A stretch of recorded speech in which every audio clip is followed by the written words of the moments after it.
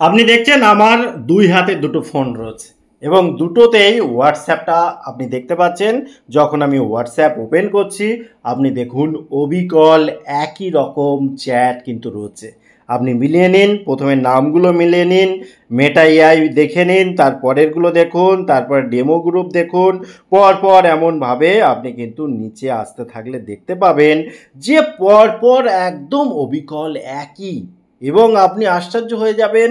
আপনি বুঝতেই পারবেন না কোনটার সাথে কোনটা কম্প্রোমাইজ হয়ে রয়েছে, অর্থাৎ এই ফোনটা এই ফোনের সাথে কম্প্রোমাইজ হয়ে রয়েছে নাকি এটার সাথে এটা, কারণ অবিকল একই তো, কোনোভাবেই বোঝার উপায় নেই।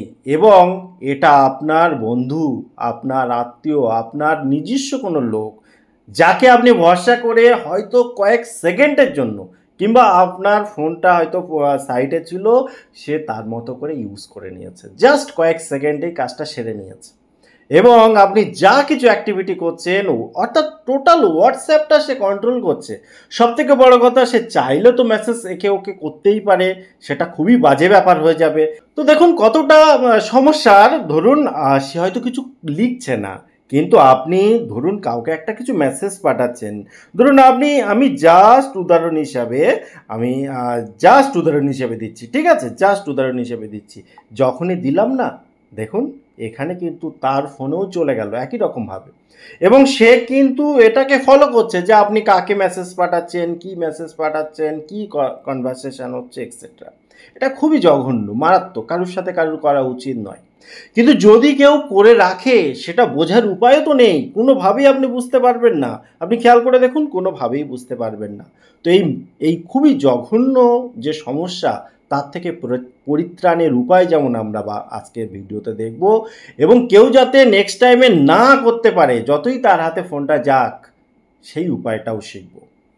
তো আপনি কি করবেন, প্রথমে চেক করে নিন যে কে এই অন্যায়টা করেছে, ঠিক আছে, এবং আগের নিরাপত্তাটা দেখে নিন। কি করবেন, আপনি প্রথমত হোয়াটসঅ্যাপটা ওপেন করে নেবেন। ওপেন করার পর উপরে যে থ্রি ডট পয়েন্ট রয়েছে, এই থ্রি ডট পয়েন্টের এখানে ক্লিক করবেন। এখানে দেখুন লিঙ্ক ডিভাইস বলে একটা অপশান আছে, এখানে মাঝে মাঝে আসবেন, কারণ এমনিতে বোঝা যায় না, ঠিক আছে। যদি আপনার এই সেটিংটা না করা থাকে, তাহলে যখন তখন সমস্যায় পড়তে পারেন। কাজেই এই লিঙ্ক ডিভাইসের এখানে এসে একবার চেক করে নেবেন কেউ বদমাইশি করে এই কাজটা করে রেখেছে কিনা। যে দেখুন এখানে কিন্তু পরিষ্কার অ্যাক্টিভ একটা ডিভাইস দেখতে পাচ্ছি আমি, যেটা এই ফোনে আমি নিজের জন্য করেছি। আপনার সাথে অন্য কেউ করলে আপনি তো সেটা হাতে পাবেন না, কিন্তু আপনি জানতে পারছেন সেই কাজটা করেছে। আপনি কি করবেন, এক্ষুনি এইখানে ক্লিক করবেন। ক্লিক করার পর এখানে দেখুন লগ আউটের অপশান রয়েছে। যখন এখানে লগ আউট করবেন, দেখুন অটোমেটিক এখান থেকে কিন্তু লগ আউট হয়ে যাবে, এর আর কোনো কাজ নেই।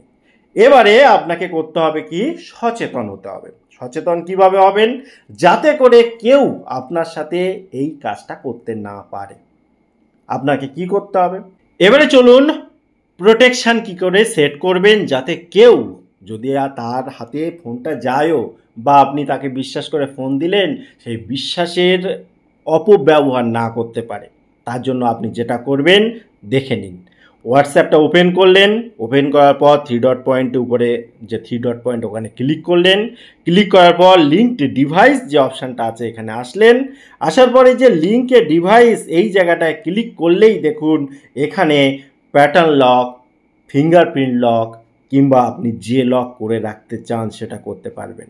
অর্থাৎ যতক্ষণ না পর্যন্ত আপনার ফিঙ্গারপ্রিন্ট, আপনার প্যাটার্ন, আপনার পাসওয়ার্ড লক ছাড়ানো যাচ্ছে, ততক্ষণ পর্যন্ত সে কিচ্ছু করতে পারবে না।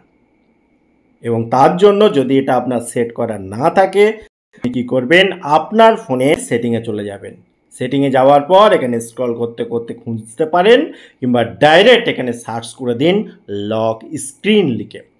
আপনার কোম্পানি মডেল অনুসারে সেটিংগুলো এদিক ওদিক থাকতে পারে। আপনি মেন কথা খুঁজে বার করবেন যে লক স্ক্রিন পাসওয়ার্ড বা লক স্ক্রিন যে স্ক্রিন লক যেগুলো থাকে, তার মধ্যে যেগুলো রয়েছে। ধরুন এখানে স্ক্রিন লক, এখানে আমি ক্লিক করলে আমি এখানে সেট করে রেখেছি প্যাটার্ন।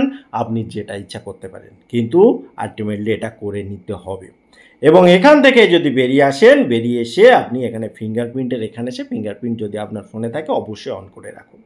তাহলে কি হবে, ওই যেটা বললাম, যে উপায়ে এই কাজটা হয় সেটা করতে পারবে না। আমি দেখাতে পারতাম কিভাবে করতে হয়, কিন্তু আমি দেখাবো না। এটাতে অনেকে আবার এটাই করবে, এটা ঠিক নয়, এটা খুবই খারাপ জিনিস। কাজেই আপনি প্রোটেকশানটা শিখে রাখলেন, কিভাবে করতে হয় নাই বা শিখলেন, দরকার নেই শেখার। ঠিক আছে, টোটাল ইনফরমেশন কেমন লাগলো অবশ্যই কমেন্ট করতে ভুলবেন না। আবার দেখা হবে পরবর্তী ভিডিওতে। ততক্ষণ ভালো থাকুন, সুস্থ থাকুন, বাই বাই।